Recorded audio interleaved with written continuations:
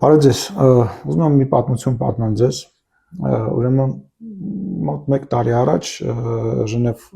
քաղաքում պարլամենտական համաժողովի ժամանակ հանդիպեցի մի ռուս պաշտոնյայի, որը նույնպես եկել էր եւ մասնակցում էր այդ միջոցառմանը, իմ գործընկերը չէր, բնական է, այնց միջին դասի պաշտոնյա էր, որին ճանաչում եմ տարբեր հանդիպումների ժամանակ հանդիպել եմ հետը։ Եվ բարևից հետո այդ մարդը շատ նեղսերտած հարձակվեց ինձ վրա մի խոսույթով, որը ինձ մոտ ժպիտ առաջացրեց, ես բնական է իրեն հանդարտեցրեցի, ասեցի, որ ինքը սխալվում է եւ բացատրեցի իրեն մեր դիրքորոշումը, շատ կարճ ժպիտով, ինչպես ես սիրում եմ անել, եւ պետք է ասեմ, որ ինչու հիշեցի այս պատմությունը, որովհետեւ հիմա տենց թերթում եմ Facebook-ը եւ աչքովս հաճախ ընկնում է Կալուգացի Սամվելի թիմակիցների հայտարարությունները եւ ասեմ, որ կատարյալ ձևով համընկնում է այդ խոսույթը այն խոսակցության հետ, որը որ ես ունեցա։ Իսկ ինչի մասին էր այդ խոսակցությունը։ Այդ ռուս պաշտոնյան նեղսրտում էր, ասում էր դուք մեզ հանեցիք տարածաշրջանից եւ բերում եք թուրք-ադրբեջանական գործընկերներին եւ դառնալու եք իրենց այսպես ասած կամակատար եւ այլ, ես ասում եի հարգելիս, նախ դուք եք տարածաշրջանը լքել, դուք եք մեզ լքել ամենադժվար պահին եւ երկրորդը մենք ինքներս կորոշենք, թե մեր հարևանների հետ ինչ հարաբերություններ կունենանք եւ ինչ ձևով կաշխատենք, ինչը շատ զայրացնում էր։ Այս ամբողջ պատմությունը իրականում խաղաղության մասին է, որովհետեւ նորություն ասած չեմ լինի, որ ասեմ, որ խաղաղությունը մեր տարածաշրջանում ձեռ չի տալիս մեծ գերտերություններին, մասնավորապես Ռուսաստանի Դաշնությանը, որովհետև այդ պարագայում ինքը չի կարող լինել այստեղ մոդերատոր, չի կարող լինել մի դերակատար, որը որ ինչ որ ձևով պետք է ճակերտավոր խաղաղություն ապահովի, իսկ իրականում պատերազմ, հավերժ պատերազմ ապահովի, որպեսզի լծակ ունենա Հայաստանի Հանրապետության վրա առաջին հերթին եւ Ադրբեջանի, որովհետեւ գաղտնիք չէ, որ Հայաստանը, Վրաստանը, Ադրբեջանը իրենք համարում են իրենց առնվազն իրենց ազդեցության գոտին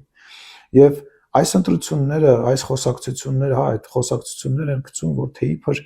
300,000 ադրբեջանցի պետք է գա եւ այլ։ Նման խոսակցությունները սին են, սուտ են եւ գոյություն չունեն։ Այդ խոսակցությունները եղել են ի պատասխան Ղարաբաղի դեպքերից հետո Հայաստանի որոշ ներկայացուցիչների կողմից բարձրացած վերադարձի մասին խոսակցություններին ի պատասխան Ադրբեջանի կողմից արված եւ դա տարօրինակ չի, բայց այդ բոլոր խոսակցությունները օգոստոսի 8-ի համաձայնագրից հետո նկատի չունեն բովանդակային իմաստով միայն, այլ ոճը, այդ ոճը մեկը մյուսի նկատմամբ ինչ որ պահանջներ ներկայացնելու ոճը այլևս չկա եւ մենք կառուցում ենք խաղաղություն եւ այդ խաղաղությունը կառուցելու հարցում ամենակարևոր քայլը անելու է Հայաստանի Հանրապետության ժողովուրդը, ինչպես 2021 թվականին ընդամենը պատերազմից 6 ամիս անց անհավանական հայ ժողովուրդը իր իմաստությամբ, իր զգայարաններով եւ իր գիտելիքներով ուղղակի փակուղու մեջ գցեց աշխարհաքաղաքական բոլոր պլանները, բոլոր երկրների պլանները եւ վերահաստատեց իր անկախությունը եւ ինքնուրույնությունը եւ հունիսի 7-ի ընտրությունները նույնպես լինելու են խաղաղության եւ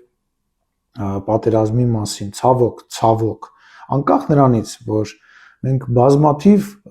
ձեռքբերումներ ունենք այս մի քանի կարճ պատերազմից ազատ տարիների ընթացքում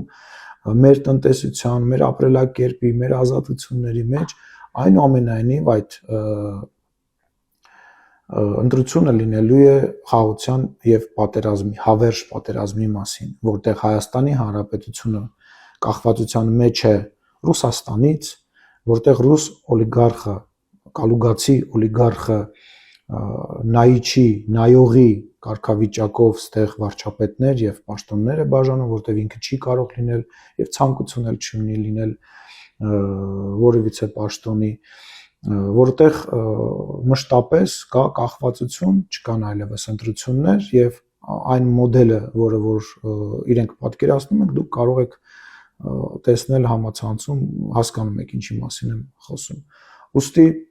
հունիսի 7-ին Հայաստանի Հանրապետությունում կարելի է ասել եւս մեկ անկախության հանրաքվե է եւ այս անգամ խաղաղության եւ անկախության հանրաքվեն պետք է հավաքի մաքսիմալ քանակով ձայն եւ ռուսական, բելարուսական օլիգարխները, նախկինները իրենց խոսույթներով, որոնք որ դուք լսում եք, հա, տեսնում եք այն ձայնագրությունները, որոնք հրապարակվում են քննչական կոմիտեի կողմից, որտեղ իրենք ուզում են վերադարձնել այն անցյալը, որը որ կորցրել են, որ իրենց լող լավ լինի, որ իրենց մոտ շարունակվի այն խրախճանքը, որը որ իրենք տասնամյակներ շարունակ անում էին Հայաստանի Հանրապետության եւ Ղարաբաղի ժողովրդի գլխին, ասելով, որ դե դիմացեք, մենք սա անում ենք, մենք սա անելու իրավունք ունենք, մենք կեղծում ենք ընտրությունները, մենք թալանում ենք, բայց կա անվտանգություն, ճակերտավոր անվտանգություն։ Այն ժամանակ, երբ որ անընդհատ սահմանին մարդ էր զոհվում։ Լինեմ կարճ, հունիսի 7-ին մենք պետք է փակենք այս միասին ձեր օգնությամբ, ձեր սատարմամբ մենք պետք է փակենք այդ էջը, անցյալի էջը, պատերազմի էջը, մեր երեխաների մահանալու էջը, Հայաստանից փախնելու էջը, օլիգարխների էջը, դրսից ներմուծված օլիգարխների էջը մեկ ընդմիշտ։ Եվ ես հավատում եմ դրան եւ շնորհակալություն եմ հայտնում այն աջակցության համար, որ ամեն օր մենք առնչվում ենք։ Լավ եղեք։